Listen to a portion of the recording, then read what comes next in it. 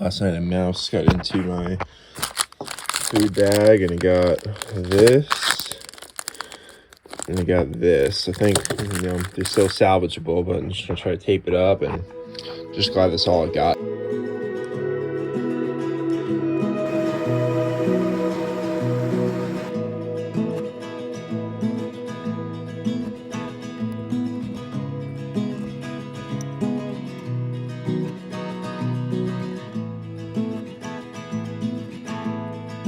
All right, so end of the Ross Lake section. You can see a sign there for the Pasayten, and just checked gut hook, and we got 7 miles and like 5,100 feet of vertical gain to, I think, Devil's Pass, something like that. So should be a lot of fun. All right, here's the Pasayten Wilderness sign, crushed by a blowdown. It's been well maintained up to here, so I feel like we're going into it now. All right, found some water. It's been almost 3 miles and 2,500 feet up this climb. I was getting thirsty, but nice view. And I'm not gonna filter this, should be good.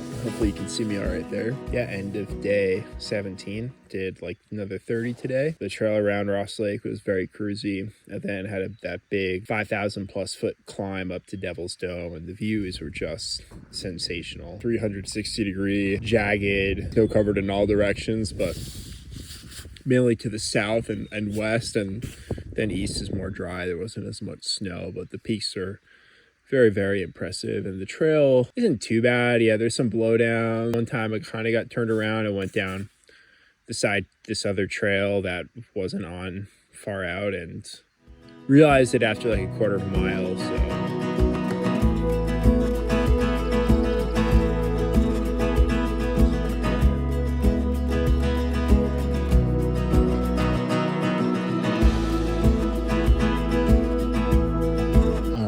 unfortunately, there's no sign. This is PCT, but this is the PCT. Probably only 15 miles or so, maybe a little more from the northern terminus. And next 13 miles of the PNT, we are on the PCT, which means that the tread should be a lot better and far, far, far less blowdown.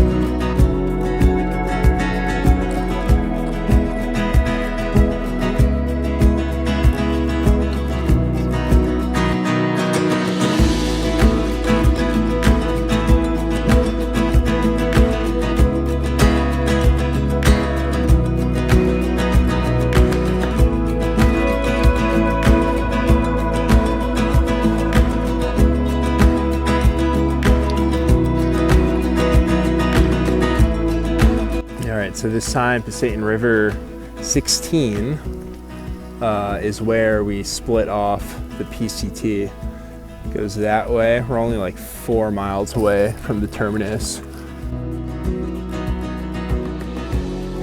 All right, blowdowns in this section have been pretty bad. It's just kind of been in and out of this burn area. Out of the burn wasn't bad, but now that we're in the burn, it's just like, it's very slow.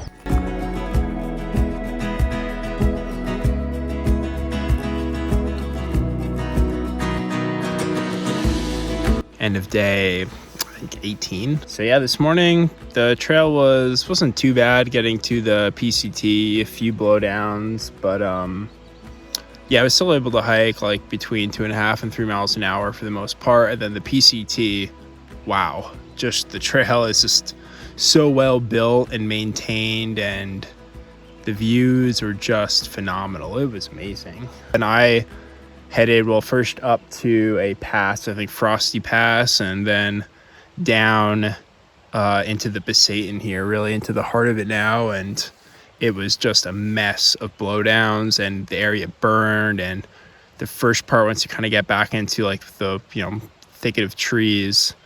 I lost a trail a couple times, got turned around. This Far Out app, this is the only thing I'm using to navigate. It's doing this glitch where when I zoom in all the way, the map doesn't work. It just shows a bunch of squares. So, but I can zoom out to a certain point and then see the map. So it's just super annoying. Then after that, the trail wasn't that hard to follow, but the blowdowns were just insane. Probably hundreds of blowdowns in like 3 miles. It was not really any clear trail. Maybe the longest stretch, 50 yards. It was just... And then it's all burned, so I was covered in ash. And I think I'm gonna have more of that tomorrow, so I might just need to dial back the expectations on my miles. All right, here it's hard to even tell where the trail goes, but you kind of have to rely on some of your instincts and look for previously cut blowdowns. So I thought this was just another blowdown, but I guess it's some kind of a cattle fence or a horse fence maybe, but definitely something man-made.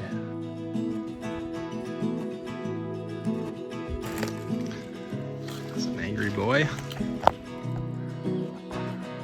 Right, so I had some of these sections yesterday, but I guess this more recently burned, and it's just hard to tell where the trail goes. And sort of what I'm doing is looking for old blowdown cuts in the distance and just trying to go from there to the next one and be able to stay on course.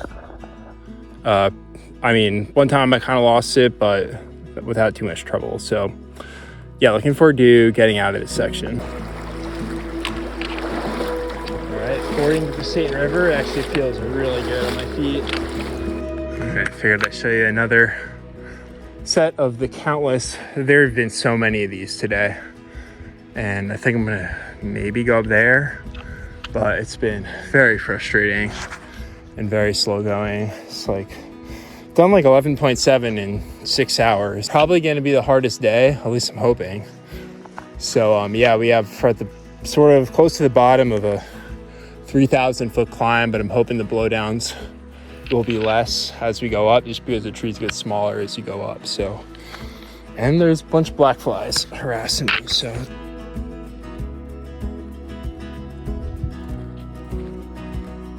All right, let's do a quick update here at 2 p.m. I think day 19, I think.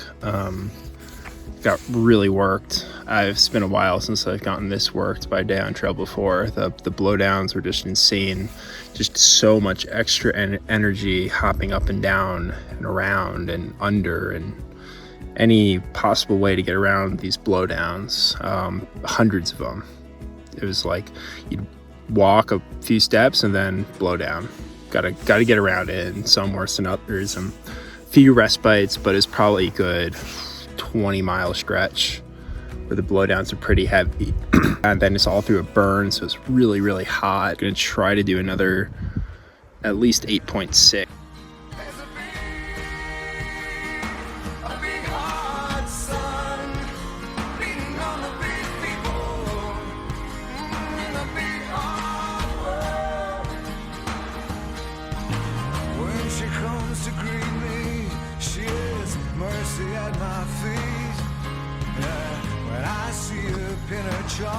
She just throws it back at me.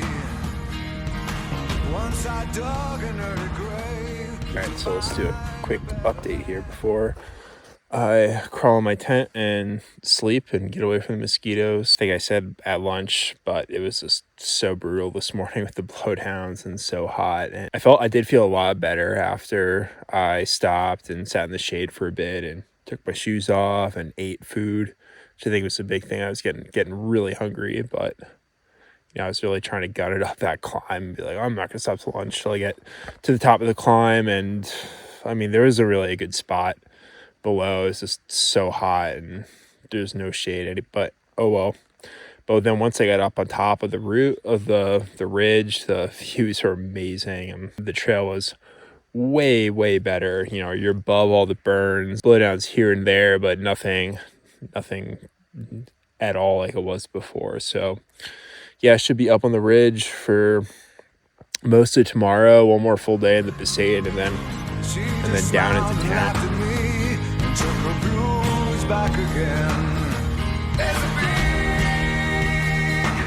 big hot sun beating on the big people in the big hot world. Oh, there's a big hot sun beating on the big people in the big hot world.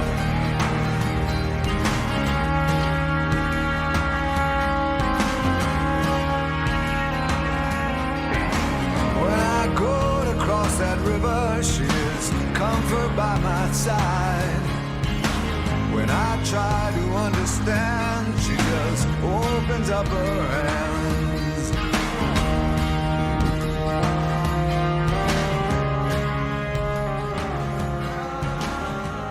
Yeah, today was a much better day than yesterday. The trail was, first you went down to the Anshola River, and the tread there was typical PNT. After that, some crews must have been out here this season because the trail was excellent. It really was. You can tell people had been out here working on it this season. The trail was really, really nice. It was really cruisy. It was easy. The thing that made it tough today was the bugs. Anytime I stopped for water, I would get attacked by black flies, like angry, thirsty swarms of black flies. So I didn't really stop much at all. I stopped a little bit for lunch. And since the trail was easy and I didn't want to stop, I ended up doing like 35 today. So pretty happy with that.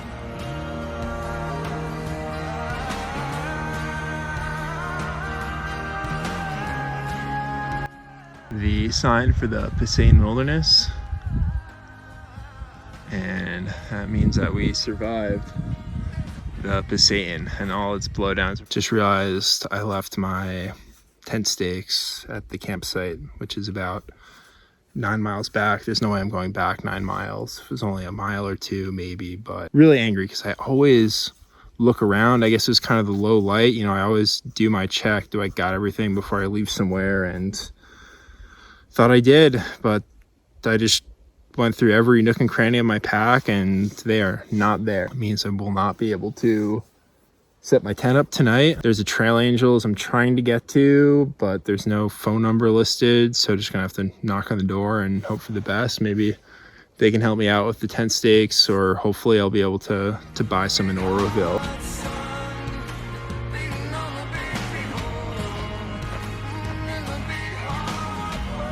Yeah, so this morning I was super pissed off about my tent stakes, and I still am, but I definitely have calmed down a bit. And there's the Trail Angel, I'm only like 8 miles away. It's around 3 in the afternoon, so that is pretty good. Really been cruising down off the mountain today. Gravel road was super easy. Now it's a paved road, but consistently doing like 17, 18-minute miles. So really been making good time. Couldn't find a phone number or any way to contact these Trail Angels, so all I really got is knocking on the door and hoping for the best. And also, if I stay there, I should be able to get a shower and top off my power brick. I kind of enjoy these road walks. It's definitely a chance to tune your brain off, especially ones like this that are not super busy, and just cruise. It is pretty hot though. The only thing, and I kind of ran out of water and is rationing coming down off the mountain, but there's this lake right here and was just able to filter some of that water, so drank like 2 liters quickly. I must have been thirsty. That's the bus stop, and then I guess this guy's been waiting a while.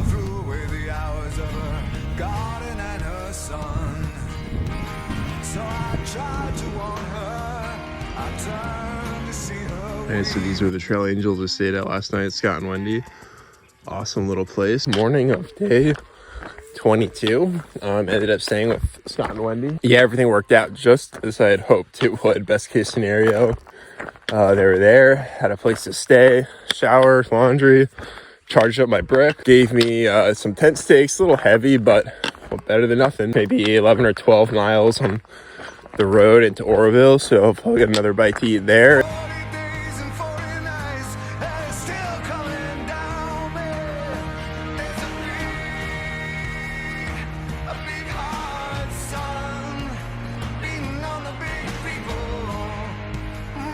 right, and this says I am here at the halfway point, so that is pretty cool.